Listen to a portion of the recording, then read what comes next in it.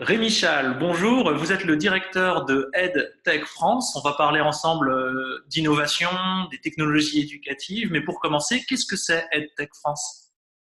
Bonjour Corentin, puis bonjour à tous ceux évidemment qui nous regardent aujourd'hui.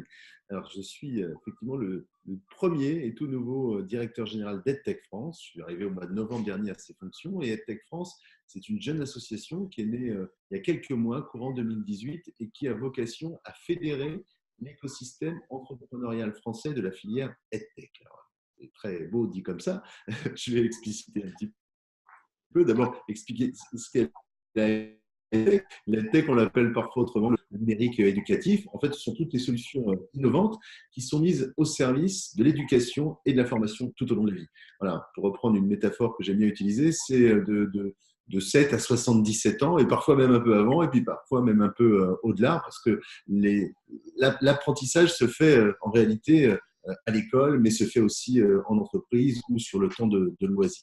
Voilà, il y a beaucoup de solutions innovantes qui sont numériques, mais pas forcément d'ailleurs, qui viennent au soutien de l'expérience de l'apprenant, quel que soit son âge. Et cet écosystème français, il avait besoin d'être structuré parce que c'est plusieurs centaines d'entreprises, des grandes, des petites, des très petites parfois, qui sont sur tout le territoire, qui sont à Paris, mais qui sont aussi en Bretagne, n'est-ce pas Corentin, et qui ont besoin de se rencontrer, qui ont besoin de vivre ensemble, qui ont besoin de se structurer, qui ont besoin aussi d'être ensemble pour aborder de manière plus efficace les marchés, pour aborder de manière plus efficace la demande de solutions tech, et puis aussi pour porter la parole d'une filière auprès d'institutions, auprès des ministères, etc. Donc c'est à la fois comme un club, c'est-à-dire un endroit où l'ensemble des acteurs de cet écosystème se rencontrent, travaillent ensemble. C'est aussi un espace d'expression.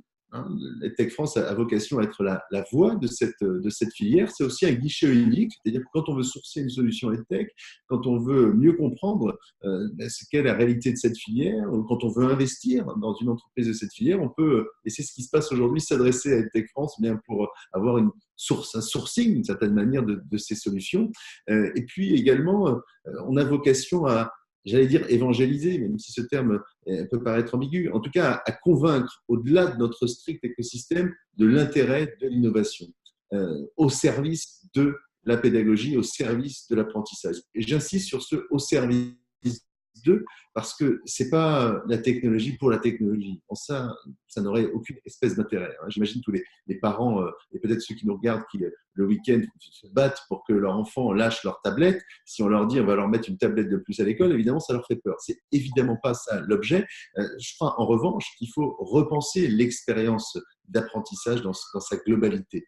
Parce que le monde d'aujourd'hui n'est pas le monde d'hier, parce qu'un apprenant d'aujourd'hui n'est pas un apprenant d'hier, parce qu'un enfant de 11 ans aujourd'hui, comme mon fils qui vient de rentrer en sixième, n'est pas le même que l'enfant de 11 ans que j'étais quand moi je suis rentré en sixième, parce que les métiers aussi auxquels se destinent ces jeunes et ces moins jeunes ont changé, que les métiers de demain, ce n'est pas les métiers d'hier et ce n'est même pas non plus les métiers d'aujourd'hui. Donc, il y a une nécessité de repenser le rapport au savoir, le rapport à l'enseignement, une prise de distance qui est nécessaire. Il faut inclure aussi le numérique dans ces apprentissages, parce que le numérique, c'est une compétence aussi en tant que telle qui est absolument incontournable. Voilà, donc Tech France s'inscrit dans ce mouvement plus global de repenser la pédagogie, de repenser l'expérience de l'apprenant et de voir comment est-ce que des solutions peuvent venir au soutien de cette expérience. Alors, dans l'idée d'innovation, il y a celle de technologie. Parfois, la technologie, ça fait peur. Des enseignants se demandent si la technologie va un jour les remplacer. Parfois, c'est un petit peu exagéré. Alors, la technologie, c'est fait pour quoi faire et dans quel cas il ne faut pas se servir de la technologie. Tu as quel regard là-dessus? Tu as parfaitement raison en disant que ça fait peur. C'est normal parce que c'est une révolution aujourd'hui qu'on est en train de vivre. À la différence de la révolution industrielle, celle-ci, elle va beaucoup plus vite. Et on a l'impression que tous les 6 mois, le paysage entier a été bouleversé. Alors, ce n'est pas aussi vrai, bien entendu, mais c'est l'impression que ça peut donner. Et puis, on va vers des territoires qu'on connaît mal. Je prends un exemple en particulier. Quand on parle d'intelligence artificielle, souvent, poser la question à quelqu'un dans la rue, il va vous répondre que c'est un robot qui va prendre son travail. C'est une vision extrêmement caricaturale et extrêmement fausse de ce qu'est l'intelligence artificielle en réalité. D'abord, l'intelligence artificielle, ce n'est pas nécessairement des robots, heureusement. Et puis, l'intelligence artificielle dans le monde du travail, c'est surtout un moyen de soulager les individus des tâches les plus ingrates pour leur permettre de se concentrer sur des tâches à plus haute valeur ajoutée. Tout ça, évidemment, implique une transformation des métiers et implique un accompagnement à cette transformation. Et là, notamment, l'innovation peut venir au soutien de cet accompagnement. Et puis, si on le transpose dans une salle de classe, que ce soit dans une école primaire ou que ce soit dans une université, c'est un peu la même chose. D'abord, je voudrais qu'on soit certain, et j'ai été professeur pendant une dizaine d'années, que la technologie ne remplacera à aucun moment l'humain. Et j'ai même envie de dire que plus il y aura de technologie, plus il y aura de numérique, plus on aura un besoin d'humain. C'est une évidence. Je n'imagine pas une salle de classe, je n'imagine pas un séminaire de formation, quelle que soit la façon dont il est dispensé, sans qu'il y ait un professeur.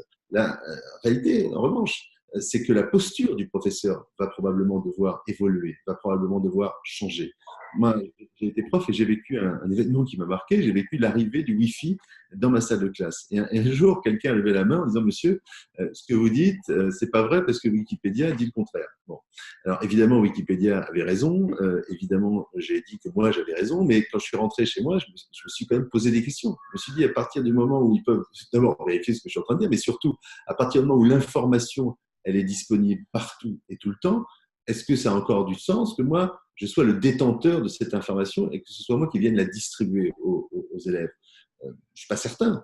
Si cette information elle est disponible, en revanche, j'ai un rôle pour leur apprendre à aller chercher cette information. J'ai un rôle pour leur apprendre à trier cette information, à prendre du recul, à la transformer en connaissances puis en savoir et enfin à animer ces savoirs. C'est-à-dire que la posture du professeur, elle doit probablement évoluer. C'est vrai à l'université, c'est vrai dans l'enseignement supérieur, mais d'une certaine manière, c'est aussi vrai dans les écoles du plus petit niveau, avec des étudiants, avec des élèves, pardon, un peu plus jeunes.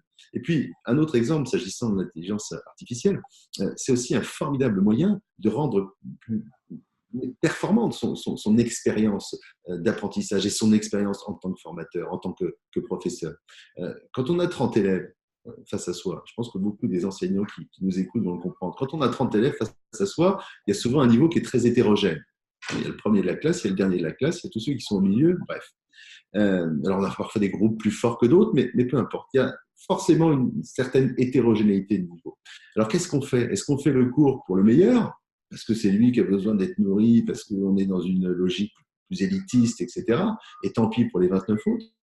Est-ce qu'on fait le cours pour le moins bon, parce que c'est lui qui a besoin d'être cherché, parce que c'est lui qu'il ne faut pas laisser sur le côté, et on va se concentrer sur cet élève en difficulté, et tant pis pour les 29 autres? Ou est-ce que, comme la plupart des professeurs, on fait un cours pour le ventre mou de la classe, un cours médian, et puis de temps en temps, on donne un peu plus à manger aux meilleurs et un peu moins aux plus faibles. Mais ça, ce n'est pas très satisfaisant. L'intelligence artificielle permet d'individualiser les parcours de chaque élève qui, le soir, rentrant chez eux ou en classe, avec une tablette, par exemple, peuvent avoir des exercices qui sont différents selon leur niveau, selon les réponses qu'ils ont apportées aux questions précédentes, selon la langue que leurs parents parlent à la maison, par exemple. Si c'est un outil pour apprendre le français, on ne travaillera pas de la même manière selon que les parents sont allophones ou non.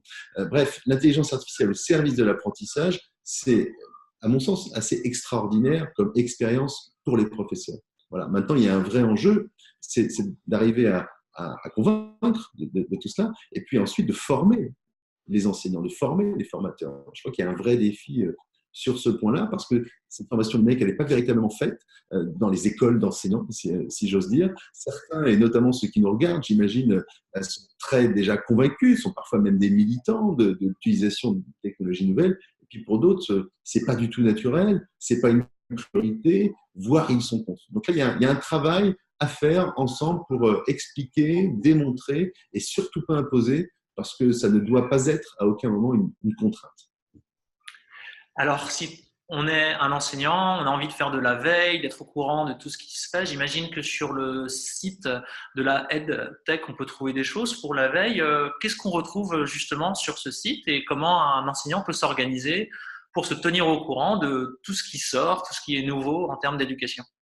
Alors, le site AdTechForce, d'abord, il est en train d'être rebricolé, donc il arrivera bientôt.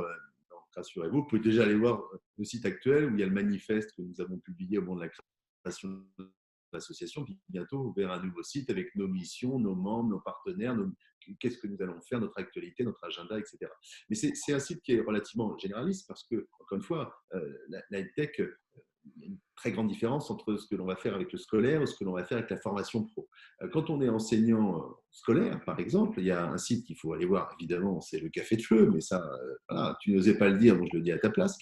Ensuite, il y a des communautés d'enseignants, je pense à EduVoices, qui en France anime des micro-communautés de professeurs, mais qui sur son site va relayer un certain nombre d'expériences qui ont été vécues. Il y a un site qui s'appelle j'enseigne.fr aussi, qui est porté par une start-up membre d'EdTech France, qui fait un petit coup de projecteur et de publicité, mais sur ce site, on a toutes les ressources pédagogiques publiques, notamment développées par des professeurs qui sont mises à disposition des enseignants en France et donc par définition, parce que c'est sur le web, des enseignants partout sur la planète. Donc ça, c'est aussi une bonne ressource. Et puis après, localement, selon là où vous êtes, j'imagine qu'il y a des associations qui peut-être ont le même objet que Tech France, ou en tout cas, il y a des communautés de professeurs qui sont plus intéressés par l'innovation que d'autres. Voilà, donc, en fonction de là où on est, bien sûr, on peut faire cette veille sur Internet, mais je crois que le mieux, c'est peut-être d'arriver à se connecter avec des vrais gens, précisément. Moi, je crois beaucoup au contact humain et probablement que dans un périmètre de quelques kilomètres, il y en a d'autres qui, comme vous, qui nous écoutez, ont envie de mettre un peu d'innovation dans leurs enseignements et en tout cas de s'interroger sur leur pratique. Voilà. Et s'interroger sur sa pratique, ça ne veut pas dire nécessairement vouloir mettre de la technologie. Parce qu'encore une fois, je le répète, on a commencé comme ça, mais la technologie pour la technologie, ça n'a pas d'intérêt. Mais s'interroger sur sa pratique, sur la classe inversée, sur comment est-ce que j'inclus une éducation aussi générale au numérique, qu'est-ce que ça signifie, c'est quoi les fake news, etc. Voilà, je suis persuadé qu'il y a des communautés de professeurs qui sont et qui travaillent sur ces sujets-là.